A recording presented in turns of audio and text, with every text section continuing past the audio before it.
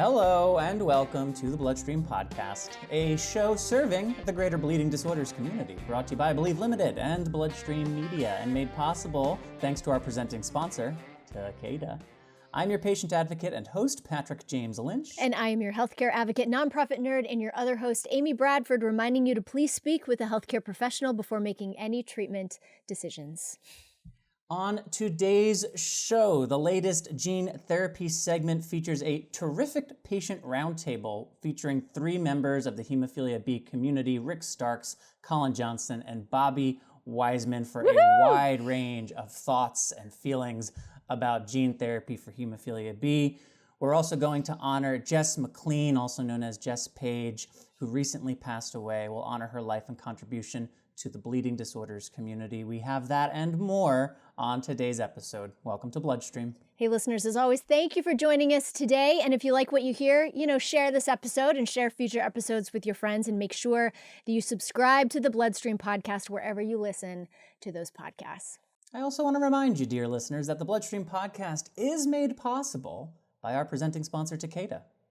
Yes, that's right, Takeda. Takeda's got this website, bleedingdisorders.com, where you can learn all about Takeda's resources for and commitment to the bleeding disorders community. Amy Bradford, Takeda believes in a world free of bleeds. Totes.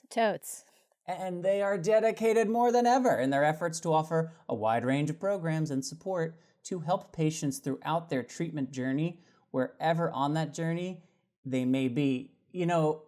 Amy Boyd Bradford, as you know, sometimes I like to go on bleedingdisorders.com, see what the latest and greatest is, see what's happening over there. Yeah. And I did that recently, but here's the problem. Yeah. It was like 2 weeks ago recently. So in this moment, as I'm reading the script, yeah, I actually have nothing interesting to say other than the website looked pretty nice. It looked pretty nice. And I remember thinking multiple times, this would be a great thing to shout out on the podcast. There's always the next podcast. I have faith in you that one day you're gonna have a tidbit for us from bleedingdisorders.com. Well, you can learn more by simply visiting bleedingdisorders.com.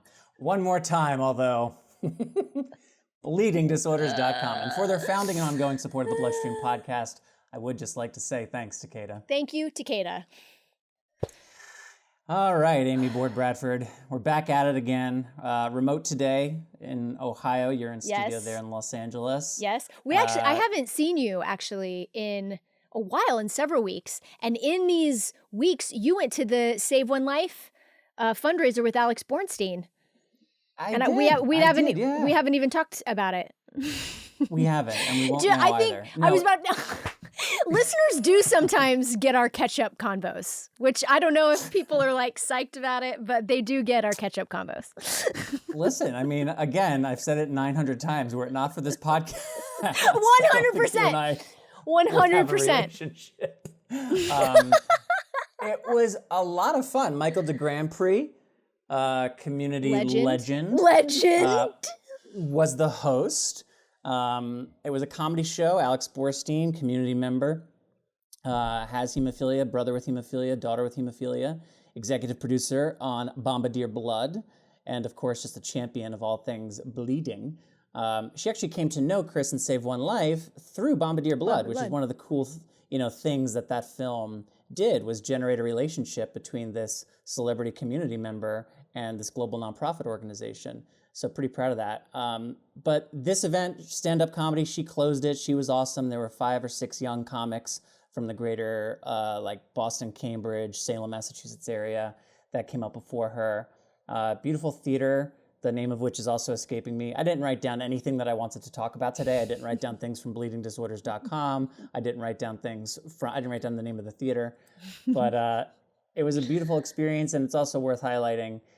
It was Chris's last big event as executive director of Save One Life. As listeners may know, it's been announced that Chris is stepping down. In fact, I think by this point he is officially done. He is done. Save One Life. Yeah. So 6 years later, executive director Chris Bombardier is moving on. We don't know to what yet. You can be sure that you'll hear about it here on the pod. But yeah, Amy, thanks for asking. It was an awesome event. Saw a lot of familiar faces there. And I, for one, enjoy when we can go to a community event that's different, that isn't the typical traditional way that we get together, because it just shakes up the dynamic and creates a lot of fun. So thanks for asking about that. No, it's cool. It's cool. And I actually haven't been able to connect with Chris either since the event and since, his final days there at the organization. So I can't wait to connect with him this weekend, actually, which is great because we're going to NEHA. We're going to the New England, the New England chapter's Fall Fest for the Science Fair. Our Science Fair Roadshow is going to NEHA this weekend, so I'll get an opportunity selfishly to hang out with Jess and Chris and baby Carter Bombardier. But hats off to Chris for 6 years. Running a grassroots nonprofit is a labor of love, and most grateful for his tenure there. And what a phenomenal organization, a phenomenal mission, and bravo and hats off to him and his staff and his board of directors as well. Salem, Massachusetts, where Jess and Carter live, is also a heck of a place to be around Halloween, as it's just filled with all things Halloween. We went on a tour. Yes. It was a lot of fun. You had some good fun Halloween occurrences too, though. Always. We go trick-or-treating every year with our two godsons, who the co-founder here and my colleague here, I believe, Ryan Gielen, and his wife, Katie Wright-Mead, who we've had on the show multiple times, who's the writer and star of Sometimes I Think About Dying. Their two boys, Robin and River, are me and Rob's. We dubbed them ours. That's nice. That's how nice. That works. Yeah. No, but they... Anyway, we go trick-or-treating with them every year, and it was great. Rob always gets like inflatable costumes, like these like big inflatable costumes that you step in, and like we were dinosaurs for a couple of years, and then this year he was a jetpack, like a guy like like flying off it with a jetpack. But the highlight... Video team, if you have to find photos of these, actually, and include them in the video version. Let's make this a social breakout. This is actually great. I'm going to send you guys a picture because the picture is absolutely extraordinary. But the highlight, we always trick-or-treat with this one particular family, and the one little girl is my absolute favorite. I love her. She's so vivacious and like no BS. And like the year that Rob was a dinosaur, she was like concerned. He was deflating a little bit because his fan wasn't working. And she came up with this whole backstory of why the dinosaur was just feeling a little flat that night. I loved her. And this year she was a praying mantis. Ooh, what a choice. Anyway, Olive forever. I love her. So anyway, that was my Halloween. My 3-year-old was Rudolph the Red-Nosed Reindeer. Oh, no! It was pretty adorable. Natalie was Clarice. And for those who haven't watched Rudolph the Red-Nosed Reindeer 56 times in the last calendar year, Clarice is the female reindeer who's buddy-buddy with Rudolph. So that Natalie was Clarice. I was the abominable snowman because typecasting. But next year... Vivian's already made it known that she would like to be a common grackle. What is a common grackle? Yeah, what is that? That's a bird. It's a type of blackbird. It's common, which is why it's called the common grackle. There's nothing particularly, unique or unusual about it, but we see them outside our house here in Ohio often enough. They've got scary yellow eyes that she likes to talk about quite a bit, and recently she decided for next year that is what she wants to be. And I think there's a chance, haven't looked it up, might call Guinness. I think there's a chance she will be the first Halloween trick-or-treater costumed as a common grackle, 4 years old. Honestly, that's Olive level awesomery. Like that is the greatest thing I think I have ever heard. Bravo. Oh, I hope it sticks. Because sometimes Halloween costume ideas don't stick for a year. Oh, 365 days. Have it stick. We have a long way to go. Viv, that is true. Okay. Parents, I think this is on you. I think you're going to have to continue to point out the grackles. You know what I'm saying? Well, listen, she points out most of the grackles. She doesn't need a lot of help there. I won't not for any particular reason. We can do a tracker. We can do a bloodstream tracker between now and next Halloween, kind of see how we're doing. Okay. And I'll keep everybody, I know most folks listening are wondering about insurance, gene therapy, and my daughter's Halloween costume next year. Correct.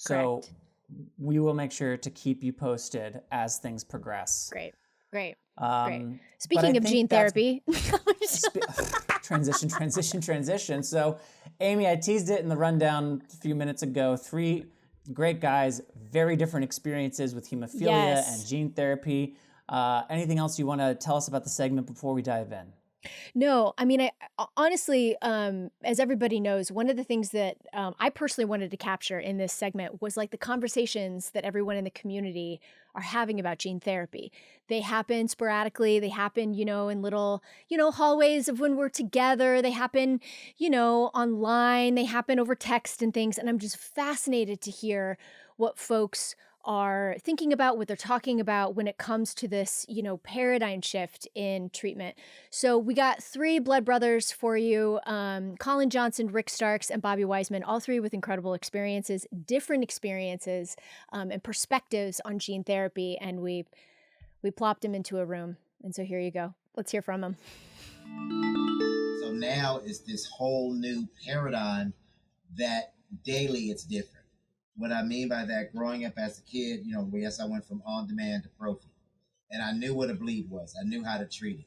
Shifting the brain to go, you can't automatically treat right now while in trial. There was a whole relearning as if newly diagnosed. That was blood brother Bobby Wiseman kicking off a patient roundtable discussion about gene therapy for hemophilia B patients. We have 3 blood brothers today from the community on this segment to share their thoughts about gene therapy. All 3 of our community members have hemophilia B. Rick Starks is a well-known community member. He's 70 years old. And while he stays informed on the latest research, he has chosen to stay on his current treatment.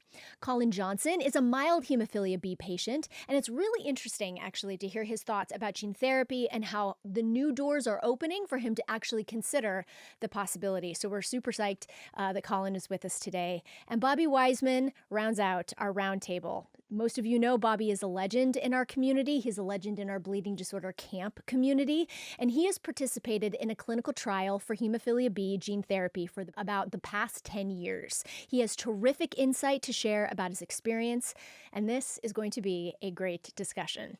Again, this segment is brought to you by CSL Behring, a global biotherapeutics leader focused on serving the rare disease community by providing innovative therapies. They now have a first-of-its-class kind treatment for hemophilia B. To learn more about this treatment option, visit beyondhemb.com and download the B Support app from the App Store or Google Play to stay up to date on relevant information and to manage your treatment journey.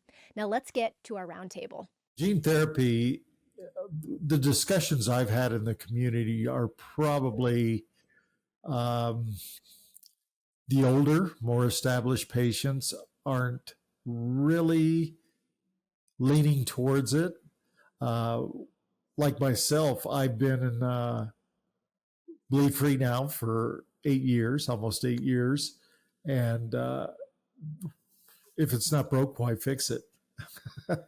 That's my philosophy and a lot of the older philosophy. My name is Rick Starks. I'm a 70-year-old in the community. I have severe hemophilia B, diagnosed at birth, been self-infusing now for 52 years. And still have good veins too. That's what's amazing. So for me personally, at least, I'm mild. I think my levels are about 9 to 12%. They've been a little different over the years. And I mean, for a long time, I feel like you had to be severe or at least moderate to even get gene therapy. So I think it's pretty new that milds even can in the first place. I was born in 71. When I came onto the scene, there was just that shift over from cryo to factor. Every other day, prophy. No, correction. Where at the time I was on demand. Then my doc gave us prophy and said, this is how we going to write the script. because of the, issues I was having. Then went to prescribed prophylaxis off of plasma derived, then went on to recombinant, then went on to extended half-life. In the course of all that, participated in trials from the recombinant to extended half-life to see what would work best for me, because I was an anomaly. Some things just didn't work regardless of the product. And coupled with that of having, because psoas bleeds were my target. So I could be out of commission 30 days just with one psoas bleed. So my outlook on managing my bleeding disorder was to be able to do what I wanted to do and needed to do.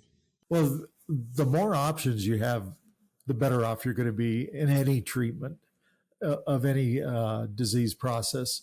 I'm more inclined to do research now into a product before I change. I just don't hop on it because it's the latest trend.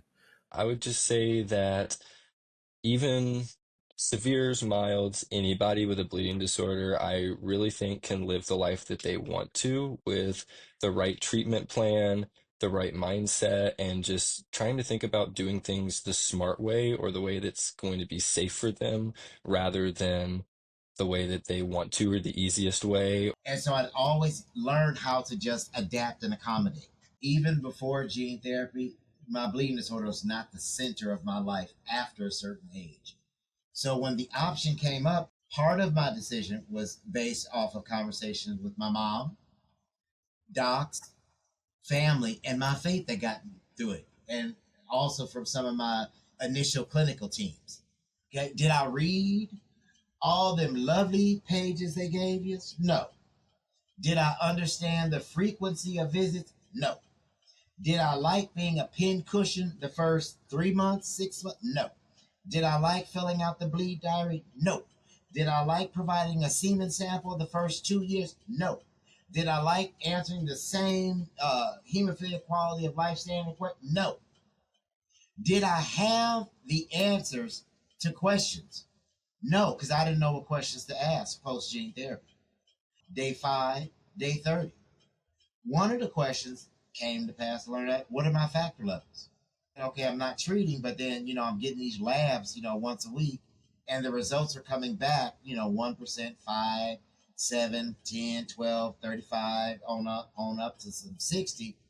And I'm like, okay, I know I haven't treated. Okay, it's doing this thing. Then when it, a couple of times there, when it dipped down, 1 to 3 points, and I freaked out. And let me be clear, I'm like, what in the world's going on? Because I've been so used to and reprogrammed that it's going up and it stayed there, but now it's dipping 1 to 3 points. And called back to the treatment center, sent a my chart note, and the adult nurse sent me back this long email explaining different components to it, because I was freaking out. Yeah, let me be clear, because I thought something was wrong, because I'd heard some of the guys where it didn't work for them, but their didn't work was in that first month. But I'm like, I'm now 7 months in and the level's that high, and then see it start to dip. I'm like, something wrong. 1 to 3 points, something got to be wrong. I mean, I'm sorry, but that's where I was at. And then she explained that this is normal because, normal body fluctuations, temperature outside, if you had a sinus infection, all kind of stuff. And it made sense. So then when I had another set of labs, a month later, it was, like 1 point higher. Then labs, another couple of months, it was back to its normal. Because then I had a benchmark understanding. It was a new set of knowledge that I had to understand and not get freaked out with certain parts of it. Honestly, it was just finding out that there's gene therapies now that milds can get now, because it was just completely off the table for years. And especially like through trials and things like that, you definitely weren't getting it as a mild. And so like now it's a little bit possible. And so it's like, maybe I should at least understand this better so that I can make an informed decision if, I do or don't want to. Your levels are now lower. You're not cured, which is probably one of the biggest myths, is that it cures hemophilia. You're not cured, but you're down to a mild level. You could still use prophylaxis, and if you're doing something that's going to be testing your boundaries, let's say, for that extra protection. But on a day-to-day basis, you're pretty well protected, I believe, with gene therapy. Yeah, I think everybody can do whatever they want. Where gene therapy, I feel, comes in is for those that are not compliant with their prophylaxis. If their lifestyle is busy or for some reason they have a hard time maintaining a prophylaxis schedule, gene therapy for them would be an excellent way to protect themselves from injury. Yeah, 5. I'm in almost end of year 6 now. They're both questions and thoughts. There was a bunch of us who were able to get together a couple of weeks ago, all who've been on gene therapy, all who are successful on gene therapy. And part of the discussion was like, you can't get rid of some of the hemophilia stuff, be it the joint damage piece, the walk, or the what have you. But then the things of what do I do here and this, that I was so programmed to know how much factor to keep on hand, how much, how to fill out infusion log, all the stuff. And now it's a whole something different. Like, on the work front, when it's choosing a new health insurance plan, I still have to disclose to HR the hemophilia piece because I'm not cured of it. And because I went through a clinical trial. So I still do bleed. I still do have a backup set of factor at home. That where my original 100% correction dose was anywhere 4,000 to 6,000 units. Now my correction dose is 1,250 units. I'm still 185 pounds. So you see what I'm saying? So it's this like, okay, right. It's all that to deal with. Will there be a clinical trial, a new clinical trial for previously dosed folks that we go into that or what? The answer then was, we don't know because nobody had the answer. And now there's new data coming out and different conversations of what could happen. In that whole realm of gene editing per se and some other things. It's real complicated sciencey. There's so many things that are unknown at this point about it, but overall the feeling is it's being received fairly well. You just have to have the right support system and people around you that are knowledgeable in that area to be able to make it accessible for you. Loved this conversation with our Hemophilia B blood brothers. So listen, regardless of where you are in your life, new science and new treatment options are here. So just like Colin said, rally that support system and do your research and make the decision that fits your life and what you want to accomplish. We will see you next month on our gene therapy segment where we'll recap our entire season. Once again, this segment has been brought to you by CSL Behring, which now has a first-of-its-kind hemophilia B treatment. Visit beyondhemb.com or download the B Support app wherever you get your apps for more information. Bloodstream Universe, you may have already heard the news that last month, Jess McClean, also known as Jess Page, passed away. Jess was a renowned global advocate for the bleeding disorders community, and I would like to just read a little bit from the UK Haemophilia Society's post honoring Jess, written by Jessica Bomford. We are so sad to tell you that Jessica McClean has died from acute myeloid leukemia at the age of 29. We send our heartfelt condolences to Jess's parents, Jamie and Paula, her brother Matt, her husband Scott, and everyone who loved her. Jess's unique mix of fun, warmth, and compassion made her hugely popular. Intelligent, courageous, and kind, Jess was an inspiring advocate for everyone with a bleeding disorder, especially women and girls. Jess had hemophilia A and von Willebrand disorder. She wanted to test the limits of what someone with a bleeding disorder could do, particularly in relation to physical fitness. In her early 20s, she developed a passion for playing rugby, and she also enjoyed climbing and running, completing a virtual London marathon during lockdown. In 2022, she was presented with the World Federation of Hemophilia's Youth Fellowship Award for her volunteer work. And it was through that volunteer work with the Hemophilia Society that Jess met her future husband, Scott McLean. The couple became engaged in 2022 and were married in a beautiful ceremony in October. In due course, and in consultation with Jess's family, the UK Haemophilia Society will be establishing a special fund in Jess's memory, which will focus on issues which were important to her and allow us to continue her amazing work.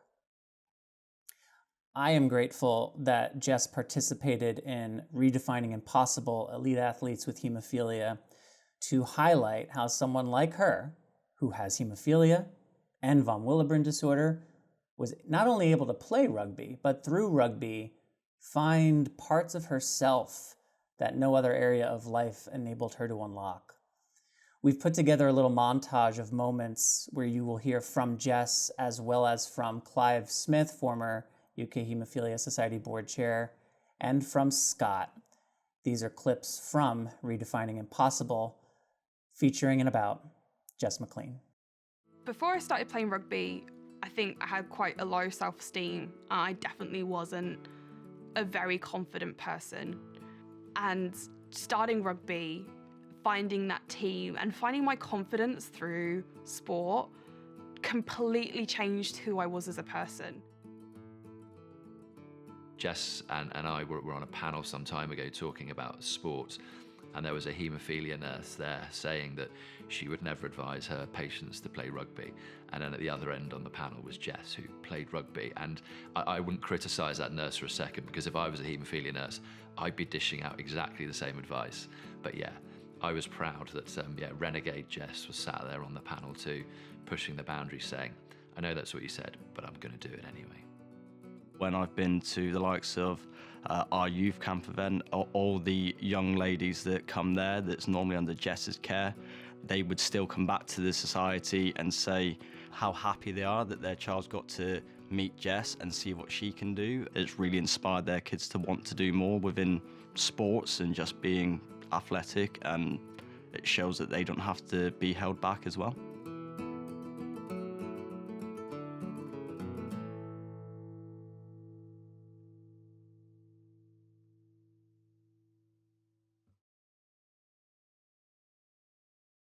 So Amy, I'm curious to hear your reflections and thoughts, as well documented here on the podcast. You and I don't talk outside of this, so we haven't had a chance to discuss Jess's passing, but I just want to say, this is why I do what I do.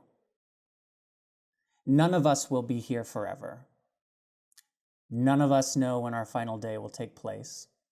But through storytelling, our stories and our impact can live on. I've heard variations of this quote, but as I was doing a little homework, I found what I think is maybe the quote original that really speaks to me. And this is from an existential psychiatrist who's 93 years old, so he must be doing something right. His name is Dr. Irvin Yalom, and here's the quote. Someday soon, perhaps in 40 years, there will be no one alive who has ever known me. That's when I will be truly dead, when I exist in no one's memory. I thought a lot about how someone very old is the last living individual to have known some person or cluster of people, and when that person dies, the whole cluster dies too, vanishes from living memory. I wonder who that person will be for me, whose death will make me truly dead. My brother's death inspired me to tell stories to try to help unify and motivate people with hemophilia and bleeding disorders. And now because of that, in one small way, through Redefining Impossible and the segment we did here on the podcast, and even what we're doing right now, Jess's story and impact lives on. And that gives me at least a little bit of peace. Amy, I'm curious to hear anything that this brings up for you. Honestly, to Scott and to Jess's family, my husband Rob and our crew were able to spend time with Jess and Scott while they were filming Redefining Impossible. And out of all of the participants that we have interviewed last year, I would say my crew was most enamored and taken with Jess and with Scott, with their relationship, with their fervor for life. And I just want to offer my heartfelt condolences to the UK bleeding disorders community, to Clive, who I know loved Jess, who saw Jess as his successor, and most of all to her husband, Scott. She was